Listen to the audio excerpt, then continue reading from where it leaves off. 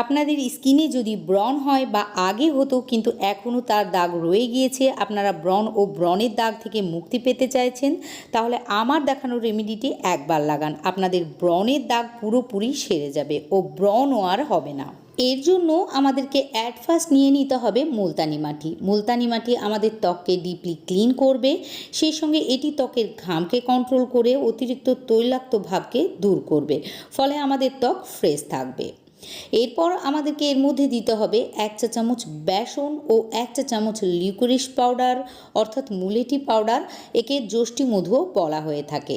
Next এর মধ্যে 1 চিমটি কস্তুরি হলুদ গুঁড়া দিয়ে প্রয়োজন মতো গোলাপ জলের সাহায্যে খুব ভালোভাবে গুলে নিতে হবে। আর গুলে নেওয়ার পর সারা মুখে লাগিয়ে 10 থেকে 15 মিনিট রেখে ধুয়ে ফেলতে হবে। আপনারা প্রতিদিন একবার করে এই প্যাকটি লাগাবেন, তাহলেই দেখবেন আপনাদের ব্রণ অল্প হতে হতে একেবারেই সেরে গিয়েছে। নেক্সট ভিডিওতে আমি ব্রণের দাগ তোলার রেমেডি শেয়ার করব, তাই আপনারা পরের ভিডিওর জন্য অপেক্ষা করুন।